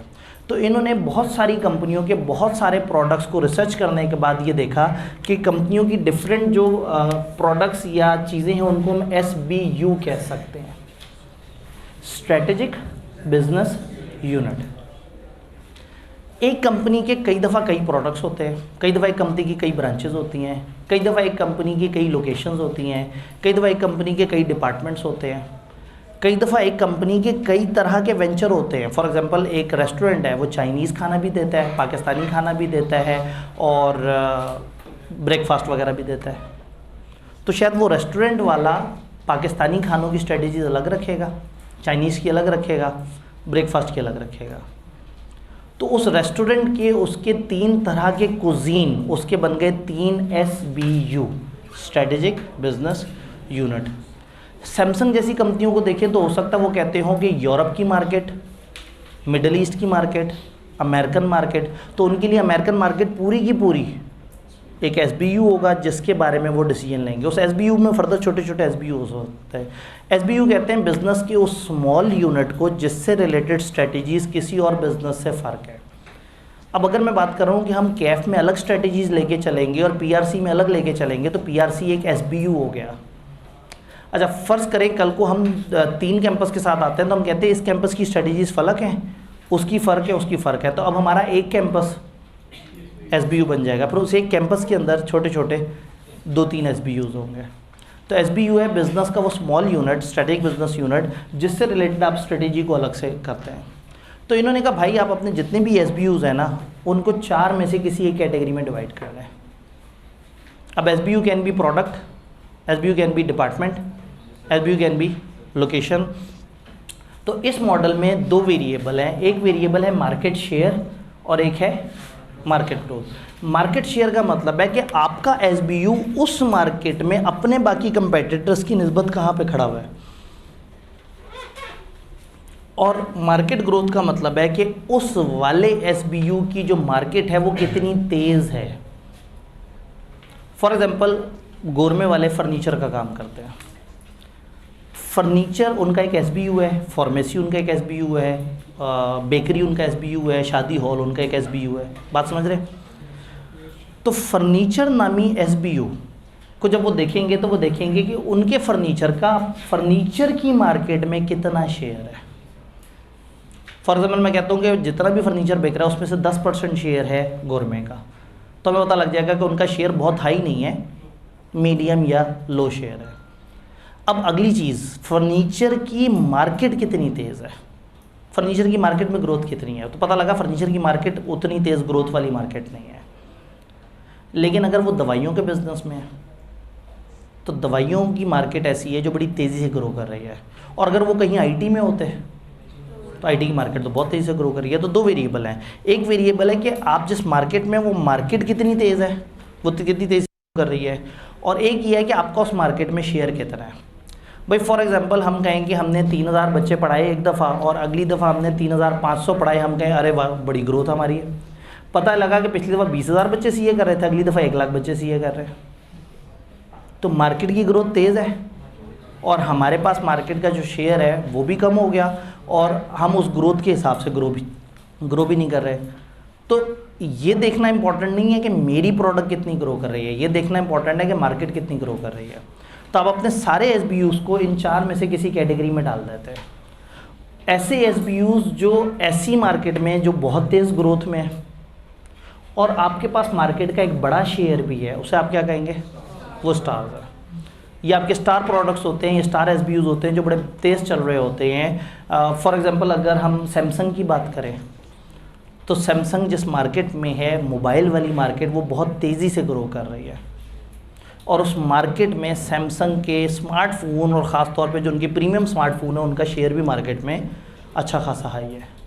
तो सैमसंग के लिए अपनी बाकी सारी प्रोडक्ट्स की निस्बत शायद उनके मोबाइल फ़ोन स्टार हो। वही सैमसंग LEDs में भी है, TVs में भी है, लेकिन टीवी की मार्केट उतनी तेज़ नहीं है। हो सकता है सैमसंग के पास मार्केट का 70% शेयर हो टीवी में, लेकिन टीवी की मार्केट उतना तेज़ी से ग्रो नहीं कर रही। तो उसमें क्या होगा कि जब मार्केट तेज़ी से ग्रो नहीं कर रही लेकिन आपके पास मार्केट का बड़ा शेयर है, तो आप कैश काउ हैं। जो टीवी होगा वो बन जाएगा कैश काउ। इसी तरह से कुछ क्वेश्चन मार्क भी होंगे जिनमें मार्केट का शेयर तो कम होगा, लेकिन वो एक ऐसी मार्केट होगी जो तेज़ी से चल रही है। एक IT की मार्केट है, बहुत तेज़ी से चल रही है, फ्रीलांसिंग की मार्केट है, तेज़ी से चल रही है। हम उस मार्केट में जाएं, हमारे पास बड़ा थोड़ा सा शेयर हो, लेकिन हमें पता है कि मार्केट बहुत तेज़ है, हम थोड़ा सा टाइम इसमें गुजार लें तो रंग लग जाने हैं। तो ये बन जाएगा आपका क्वेश्चन मार्क। इसका एक दूसरा लफ्ज़ होता है प्रॉब्लम चाइल्ड, इसको आप प्रॉब्लम चाइल्ड भी बोलते हैं। और फिर आपकी वो SBUs जो उन मार्केट्स में हैं जिनमें ग्रोथ भी नहीं है और ऊपर से आपके पास भी मार्केट का शेयर कम है, आप उनको कहेंगे वो डॉग्स प्रोडक्ट है। ये इकोनॉमिक्स नहीं है कि एक इंडिपेंडेंट वेरिएबल और एक डिपेंडेंट वेरिएबल हो, ये टेबल किसी भी तरीके से बनाया जा सकता है। आप मार्केट शेयर लेफ्ट पे लिख सकते हैं, ग्रोथ इधर लिख सकते हैं, हाई इधर लिख सकते हैं, लो इधर लिख सकते हैं। इंपॉर्टेंट ये है कि आपको पता हो यहाँ दोनों हाई होते हैं, यहाँ ग्रोथ हाई होती है, शेयर कम होता है, यहाँ ग्रोथ कम होती है, शेयर हाई होता है, यहाँ दोनों चीज़ें कम होती हैं। अच्छा जी, कर लिया। सैमसंग ने अपनी सारी प्रोडक्ट्स को अलग अलग खानों में डाल लिया, अब क्या करें? वो कहते हैं हर खाने के साथ वो ट्रीटमेंट करो जो वो डिज़र्व करता है। अगर आप स्टार पे भी उतना खर्चा करो जितना डॉग पे कर रहे हो तो मुनासिब बात नहीं है, कैश कॉ पे भी उतना खर्चा करो जितना क्वेश्चन मार्क पे कर रहे हो तो मुनासिब बात नहीं है। तो इन्होंने हमें डिफरेंट तरीके से बताया कि star high growth business products हैं जो स्ट्रॉन्ग हैं कंपेटिटर्स के मुकाबले में, इनको हैवी इन्वेस्टमेंट चाहिए अपनी ग्रोथ के लिए। आहिस्ता आहिस्ता इवेंचुअली एक टाइम आएगा कि उनकी ग्रोथ कम हो जाएगी और ये कैश कॉ में कन्वर्ट हो जाएंगे, लेकिन कैश कॉ बनने से पहले पहले आपको धड़ाधड़ इस पर इन्वेस्ट करना है। जो स्टार प्रोडक्ट है आपने उसको भूलना नहीं है। ये नहीं सोचना वहाँ से तो अच्छे पैसे आ रहे हैं चलो और प्रोडक्ट्स पे ज़रा ज़्यादा ध्यान देते हैं। स्टार को रेलिवेंट इन्वेस्टमेंट साथ साथ मिलती रहनी चाहिए। क्लियर? देन कैश कॉ। कैश कॉ क्या है? लो ग्रोथ बिजनेस है और मार्केट शेयर हाई है। ये इसके बारे में बताने के लिए आप दो वेरिएबल तो वही डायग्राम वाले उठा के बता सकते हैं। उन्होंने कहा ये मैच्योर सक्सेसफुल बिजनेस हैं जिनको बहुत ज़्यादा इन्वेस्टमेंट की ज़रूरत नहीं है, आपने सिर्फ उनको मैनेज करते रहना है, इनसे पैसा निकाल नहीं लेना, इसमें पैसा रहे, हल्का हल्का सा इसको सपोर्ट कर, हल्का हल्का सा सपोर्ट करते रहें, हल्का हल्का सा पुश करते रहें, ये अच्छे पैसे जनरेट करता रहे। लेकिन इतना जज्बाती नहीं हो जाना कि आप स्टार की तरह इसमें पैसा फेंक दें, और इतना इग्नोर भी नहीं कर देना कि ये बेचारा जो है वो डॉग बन जाए या किसी और तरफ चला जाए। तो इसमें मुनासिब खर्चा करना है, उसमें हैवी इन्वेस्ट करना है। ये बात समझ आई? इसमें इतना खर्चा करना है कि ये अपनी जगह पे बरकरार रहे। क्वेश्चन मार्क, लो मार्केट शेयर लेकिन ग्रोथ मार्केट ज़्यादा, इनमें पोटेंशियल है, अगर आप इसमें खर्चा करेंगे तो ये मार्केट में बड़ा कुछ कर सकते हैं। क्वेश्चन मार्क के बारे में सबसे ज़्यादा ध्यान से सोचना है, अच्छी तरह से देखना है कि कौन सा ऐसा क्वेश्चन मार्क है जो आगे जा सकता है, कौन सा ऐसा क्वेश्चन मार्क है जो आगे नहीं जा सकता। क्वेश्चन मार्क पे अच्छी तरह से एनालाइज करने के बाद आपने खर्चा करना है और फिर देखना है कि कौन से क्वेश्चन मार्क पे ज़्यादा खर्चा करें, कौन से क्वेश्चन मार्क पे कम खर्चा करें। तो सबसे ज़्यादा ध्यान इसमें करने की ज़रूरत है, क्योंकि क्वेश्चन मार्क झटका खा के स्टार बन सकता है, क्योंकि वो मार्केट हाई ग्रोथ वाली तो है ही है, आपका शेयर कम है ना, आप उस पर इन्वेस्टमेंट करके उसको अपनी स्टार प्रोडक्ट बना सकते हैं। आप समझ रहे हैं? फॉर एग्जांपल अगर मैं बात करूं हैंड्स ऑन कोर्सेज, तो वो क्वेश्चन मार्क है। हैंड्स ऑन कोर्सेज बड़ी तेज़ी से ग्रो कर रहे हैं, लेकिन अभी हम हैंड्स ऑन मार्केट में पहली दफ़ा 2-3 महीने पहले हमने पहली दफ़ा वो किया है, हमारा शेयर अभी उतना बड़ा नहीं है, लेकिन मार्केट इतनी ग्रोथ वाली है कि हमारा वो छोटा शेयर भी 700-800 बच्चे हैं हैंड्स ऑन कोर्सेज में। लेकिन मार्केट में इतना पोटेंशियल है कि हर बच्चे ने करना है और जो अच्छे तरीके से कराएगा वो करना है, तो वो अभी क्वेश्चन मार्क है। और अब हमें उस क्वेश्चन मार्क के बारे में अच्छी तरह से सोचना है, उसकी अच्छी केयरफुल प्लानिंग करनी है, उसमें क्वालिटी को इम्प्रूव रखना है और आहिस्ता आहिस्ता आहिस्ता आहिस्ता अच्छी प्लानिंग करके उसको स्टार बनाने की कोशिश करना है। बात समझ आई? डॉग्स ये बिजनेस हैं जिनमें लो रिलेटिव शेयर है, अनअट्रैक्टिव मार्केट्स है, कैश जनरेट हो सकता है कर रहे हो, थोड़ा बहुत कर रहे हो, मुश्किल से ब्रेक इवन कर रहे हो, आप इनको सिरे से इग्नोर ना करें। ये देखें कि क्या ये थोड़े से अरसे तक आपको कुछ ना कुछ फ़ायदा दे सकते हैं। अगर नहीं दे सकते आज बंद कर दें, नहीं तो आप थोड़ा सा अरसा चला के फिर बंद कर दें। याद है कॉस्ट अकाउंटिंग में एक सवाल, आज शट डाउन करें या कुछ अरसे बाद शट डाउन करें। तो डॉग्स के बारे में ये नहीं सोचना कि चलाऊँ या ना चलाऊँ, सोचना ये है कि कब तक चलाऊँ, आज बंद कर दूँ या थोड़ा अरसा गुजार के। अगर थोड़ा अरसा गुजार के आप आहिस्ता आहिस्ता बंद कर दें तो ठीक है, ये इस तरह से पॉसिबल है। क्या ये बात समझ आई? देन BCG मैट्रिक्स के को यूज़ करते हुए आपकी क्या स्ट्रेटेजी हो सकती है? समटाइम आप शेयर बिल्ड करते हैं, समटाइम आप शेयर होल्ड करते हैं, समटाइम आप हार्वेस्ट करते हैं, इन्वेस्टमेंट आहिस्ता आहिस्ता वापस निकालते हैं, और समटाइम आप डाइवर्स्ट करते हैं। तो ये 4 तरह के काम आप नॉर्मली कर रहे होते हैं, बिल्ड, होल्ड, हार्वेस्ट, डाइवर्स्ट। बिल्ड का मतलब है शेयर बिल्ड कर रहे हैं, ऊपर लेके जा रहे हैं, होल्ड का मतलब है रोक रहे हैं, हार्वेस्ट आहिस्ता आहिस्ता निकाल रहे हैं, डाइवर्स्ट सारा का सारा पैसा निकाल लेते हैं। तो नॉर्मली हम डॉग्स के बारे में ये काम कर रहे होते हैं कि हम डिसइन्वेस्टमेंट कर रहे होते हैं, हम कैश काउ और कुछ डॉग्स में हार्वेस्टिंग कर रहे होते हैं। कैश काउ में कुछ केसेस में हम होल्ड कर रहे होते हैं और स्टार्स के केस में नॉर्मली शेयर बिल्ड कर रहे होते हैं। तो बीसीजी मॉडल में वीकनेस क्या है? बीसीजी मॉडल ने बहुत हवाई बात कर दी है, ऐसा होता नहीं है ना। आप अपनी प्रोडक्ट्स को इतने आराम से इन कैटेगरीज में डिवाइड कर सकते हैं। फिर मार्केट ग्रोथ किसे कहते हैं और आपको कैसे पता ये ग्रोथ वाली मार्केट है या नहीं है? आज एक मार्केट में ग्रोथ है, पता लगे अगले साल वो रुक जाए। आज प्रॉपर्टी बड़ी बूम पे है, पता लगे अगले 3 साल तक बिल्कुल रुकी हुई हो। तो ग्रोथ को आइडेंटिफाई करना आसान बात नहीं है। अपने प्रोडक्ट्स को एनालाइज करना इतना आसान नहीं है कि आपने कब उनको कहाँ किस किस खाने में क्लासीफाई करना है। फिर हो सकता है आप एक प्रोडक्ट को डॉग कह के बंद कर दें, जबकि उसकी वजह से आपकी पहचान हो, वो आपकी बड़ी पुरानी प्रोडक्ट हो। गोरमेंट मेनली अगर बेकरी का काम कर रहा है और मशहूर बेकरी से और उसकी और प्रोडक्ट स्टार बन जाएं तो उसको बेकरी बंद नहीं कर देनी चाहिए। बट बीसीजी क्या बताएगा? बीसीजी मैट्रिक्स से कहते कैसे बंद कर दो। तो टेक्निकली हमने कहा था कि जब एक मॉडल आता है ना, तो मॉडल के बारे में हमें पता होना चाहिए उसके 4 एलिमेंट्स क्या हैं। तो ये हैं उसके 4 एलिमेंट्स, और इन 4 एलिमेंट्स के आपको फीचर्स पता होने चाहिए, उसके अंदर लिखी हुई बातें। ये नीचे वाली बातें आप खुद भी लिख सकते हैं, लेकिन जो एलिमेंट्स हैं वो आपको याद होने चाहिए।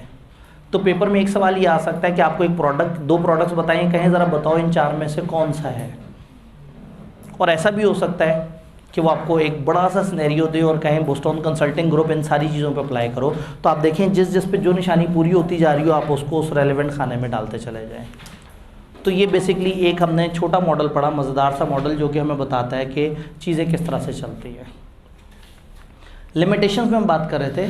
लिमिटेशन में अगेन आपको मैथमेटिकल एनालिसिस की ज़रूरत है ये देखने के लिए। सम टाइम आप एक प्रोडक्ट पे पैसा नहीं लगा रहे क्योंकि वो डॉग है, तो वो तो खुद ही मर जाएगी। हो सकता है आप उस पर पैसा लगाते, वो चल पड़ती। समटाइम आप स्टार को इतना फोकस कर देते हैं कि आपके क्वेश्चन मार्क इग्नोर हो जाते हैं। अच्छा, क्वेश्चन मार्क को ज़्यादा ध्यान से सोचते हैं। क्वेश्चन मार्क तो है ही क्वेश्चन मार्क, जब आपको पता ही नहीं है उसके बारे में तो बहुत सोच के आप उसमें से एक को ड्रॉप कर दें, एक को चलाएं। हो सकता है जिसको ड्रॉप किया उसने चलना था और जिसको चला रहे हो सकता है उसने डूबना था। तो ये इतनी सीधी बात नहीं है जितना सीधा सीधा इन्होंने बता दिया है। तो फिर ये आइडेंटिफाई करना कौन सा एरिया है, किस तरह से है, कौन से लोगों की क्या सोच है। फिर किसी जगह आपकी प्रोडक्ट स्टार हो सकती है, किसी जगह आपकी प्रोडक्ट कैश का हो सकती है। जैसे अगेन पाकिस्तान में जब ACCA बहुत बूम पे था तो बांग्लादेश में अभी हल्का सा स्टार्ट हो रहा था, तो वहाँ वो क्वेश्चन मार्क था और पाकिस्तान में स्टार था। अब ACCA वालों के लिए पाकिस्तान किसी और तरह से एनालाइज होगा, बांग्लादेश किसी और तरह से एनालाइज होगा। तो ये भी समझना ज़रूरी है कि जोग्राफिकल डिफरेंसेस भी हैं, ये भी समझना ज़रूरी है कि किस तरह के मसले भी हैं।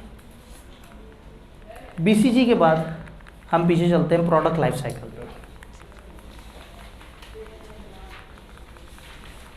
ताकि फिर हमारा सिर्फ एक मॉडल रह जाए, हमें ज़्यादा दुख ना हो। लाइफ साइकिल मॉडल, इस चैप्टर में 3 स्पेसिफिक मॉडल्स हैं। Porter 5 forces, product life cycle, BCG Boston consulting group. Classical product life cycle जो मॉडल है वो ये कहता है कि जितनी भी प्रोडक्ट्स हैं आपको ये अंदाज़ा होना चाहिए कि वो हमेशा कुछ फेजेस से गुजरती हैं।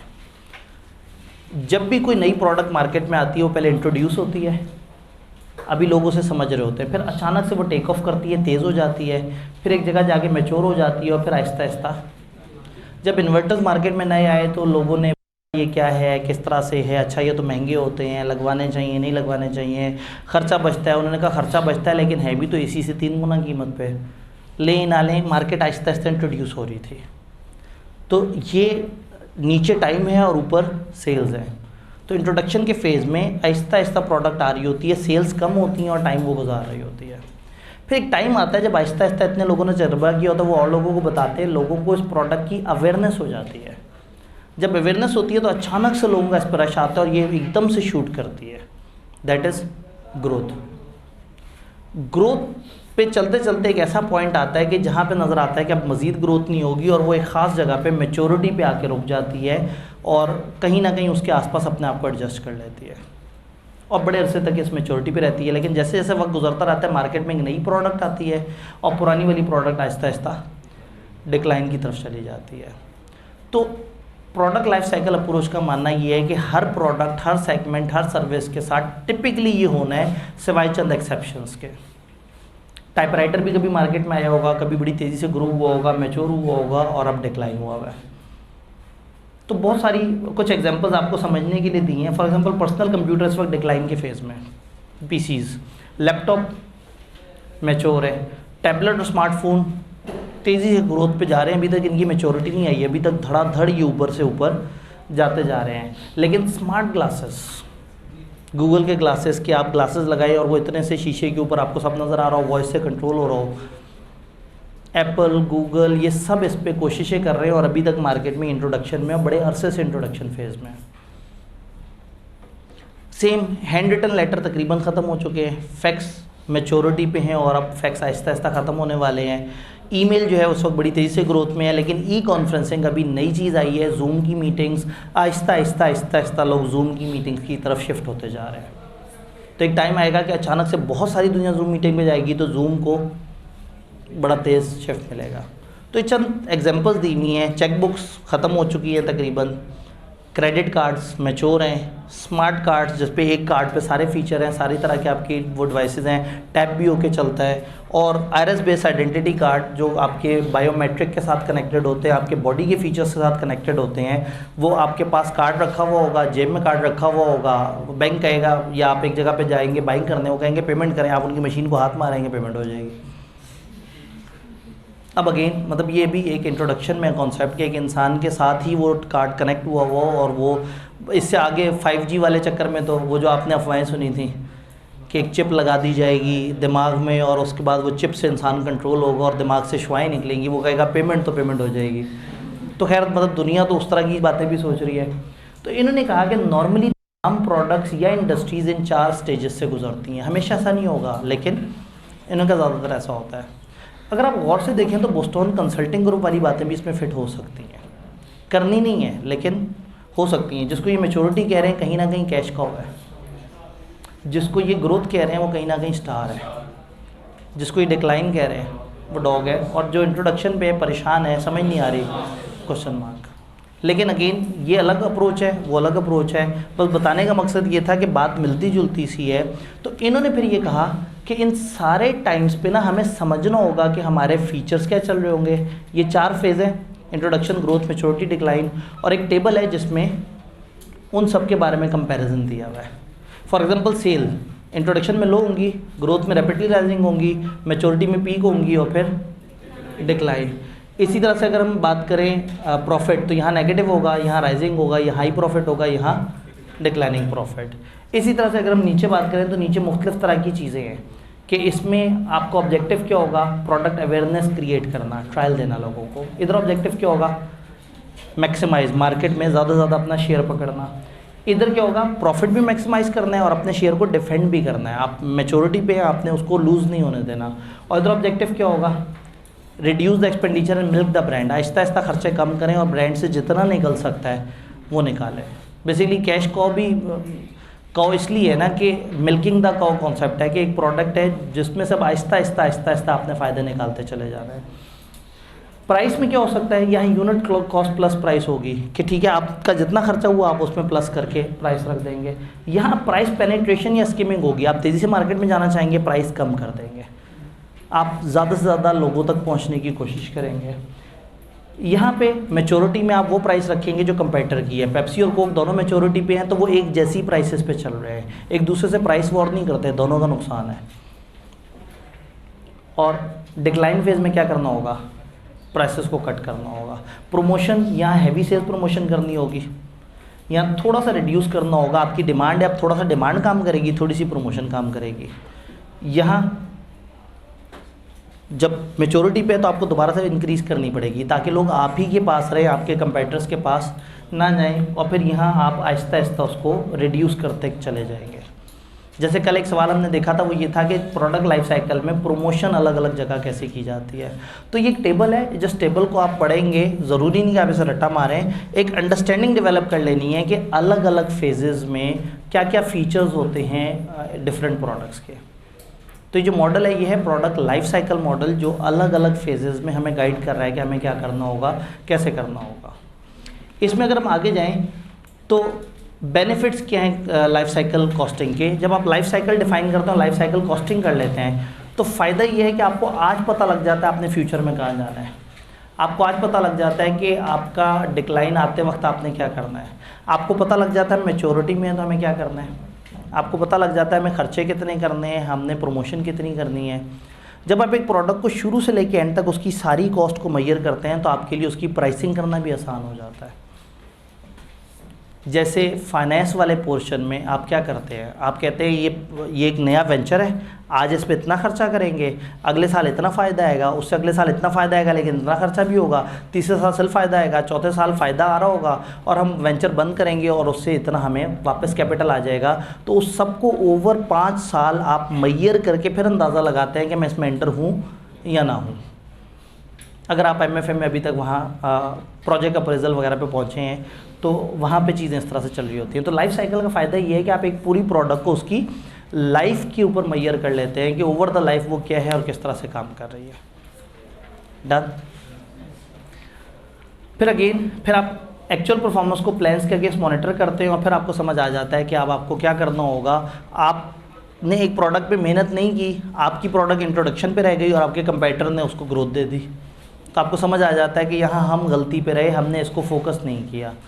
तो इस अप्रोच से आपको डिफरेंट लेसन समझ आते हैं, इस अप्रोच से आप बहुत सारी चीज़ें सीखते हैं। अब सवाल ये है कि मार्केट में कब एंटर हो। ये मैंने इसका कुछ क्रिटिसिज्म ट्यूटर नोट में डाला हुआ है कि ये सिर्फ उन प्रोडक्ट्स में है जहाँ कस्टमर की डिमांड हाई है। जो अंडरलाइंग स्टेज ऑफ PLC है ये नहीं पता लगेगी। कैसे पता लगेगा आप ग्रोथ में या मैच्योरिटी पे, ये इतना आसान नहीं है। स्ट्रेटेजिक डिसीजन जो है वो PLC को चेंज कर सकते हैं। मैं ये कहता हूँ कि जी शाहरुख खान मार्केट में आया, इंट्रोड्यूस हुआ, आहिस्ता आहिस्ता उसने अदाकारी की, कुछ लोगों को समझ आया नहीं आया, फिर अचानक से जब लोगों को समझ आया धड़ाधड़ फिल्मों में आना शुरू हो गया। फिर एक बड़ा अरसा मैच्योरिटी का गुजरा, बड़ी मैच्योर मूवीज़। अब असूलन उसका डिक्लाइन होना चाहिए था, सलमान खान का डिक्लाइन होना चाहिए था, लेकिन उन्होंने अपनी स्ट्रेटजीज़ बदली, नए ज़माने के हिसाब से अपने आप को अडॉप्ट किया, अपने मैच्योरिटी के फेज़ को ही बढ़ाते चले गए। तो प्रोडक्ट लाइफ साइकिल तो मर गया बिल्कुल ही। इसने तो कहा था डिक्लाइन होना है, वो नए यंग बच्चे जो है वो बेचारे कुछ नहीं कर पा रहे, वो पुराना बंदा लगा हुआ है। सिर्फ इधर नहीं है, अंग्रेज़ों में भी वही पुराने बाबे, एक्सपेंडेबल वाले गंजे सारे। उन्होंने कहा सर आप भी तो 40 साल से पढ़ा रहे हैं। मैं इतना पुराना नहीं हूँ, मुझे आप जो है ना वो तब 22 साल, अल्लाह खैर करे, 16 साल हुए एज ऑफ टुडे 16 साल। अच्छा जी, ये बात समझ आई। तो क्रिटिसिज्म ये है कि भाई ऐसा कोई मजाक नहीं है, कभी भी कोई भी स्ट्रेटेजी से आप अपने PLC को चेंज कर सकते हैं। आप इंट्रोडक्शन से हो सकता है डायरेक्ट पीक पे पहुंच जाएं, हो सकता है इंट्रोडक्शन के वक्त ही आप फौत हो जाएं, आप ग्रोथ पे कभी ज़िंदगी में जाए ही ना, दिस कैन हैपन। तो इस प्रोडक्ट लाइफ साइकिल के अंदर ये काफ़ी ज़्यादा लिमिटेशन है। अब जो लास्ट बात है इसमें कि क्या करें, मार्केट में किस वक्त एंटर होना चाहिए, अलग अलग फेजेज़ हैं, हमें किस वक्त एंटर होना चाहिए। एंटरप्रेन्योरल कंपनीज़ इंट्रोडक्शन के वक्त आती हैं, जब एक नया आइडिया हो ना उस वक्त आते हैं। जैसे मुझे बार बार दुख होता है जब फेसबुक पे आता है कि जी एक ऑनलाइन स्कूल है, वो ऑनलाइन बच्चों को पढ़ाएगा। मैं पिछले 2.5-3 साल से सोच रहा हूँ कि एक ऑनलाइन स्कूल हो और वो ऑनलाइन स्कूल एक मैस पब्लिक को ऑनलाइन तरीके से बिगिनर क्लासेस को सर्व करे, ऐप्स के थ्रू, वालदैन को नोटिफिकेशन के थ्रू। तो ऐसे में अगर मैं एक एंटरप्रेन्योरल मिजाज रखता हूँ तो मुझे उस वक्त एंटर नहीं होना जब ऑनलाइन स्कूल की मार्केट डेवलप हो गई हो और उसमें बड़ा हैवी कंपटीशन हो और मैं सोचूँ अब मैं आऊँ, तब तो वो गेम बहुत करोड़ों पर पहुँच जाएगी। तो एंटरप्रेन्योरल कंपनीज इंट्रोडक्शन के वक्त बीच में आती हैं, जब नया नया आइडिया आता है ना वो उसी वक्त आते हैं और जल्दी जल्दी से फर्स्ट मूवर एडवांटेज लेते हैं। जो थोड़ी सी कॉशियस एहतियात वाली कंपनियों पहले देखती हैं कि अच्छा ये नया आइडिया ज़रा देखें तो सही, अगर चलता है तो चलो हम भी इस आइडिया पे काम करेंगे, वो ग्रोथ के टाइम पे आती हैं। मैच्योरिटी फेज़ में बड़ा कम कंपनियां आती हैं अनलेस कि उन्हें नज़र आए कि इतनी बड़ी मार्केट है कि चलो मैं भी आके बैठ जाऊँ, चलो मेरा भी फ़ायदा हो जाए। अदरवाइज़ जब बिज़नेस मैच्योर हुआ होता है तो नया बंदा उसमें आने की हिम्मत इतनी नहीं करता। हो सकता है लिविंग अ मार्केट का डिसीजन लें जब वो डिक्लाइनिंग फेज़ में हो। तो जब डिक्लाइनिंग फेज़ है उसमें कंपनियां छोड़ के जा रही होती हैं, कुछ सियाने क्या करते हैं डिक्लाइनिंग फेज़ में आ जाते हैं, लोगों को लगता है प्रोडक्ट मर रही है, लोग उसे छोड़ रहे होते हैं। प्रैक्टिकली ये हुआ, ACCA आया पाकिस्तान में, तेज़ी से ऊपर गया और फिर आहिस्ता आहिस्ता नीचे जा रहा था। तमाम कॉलेजेस ये सोच के कि नीचे जा रहा है, आहिस्ता आहिस्ता निकलते चले गए।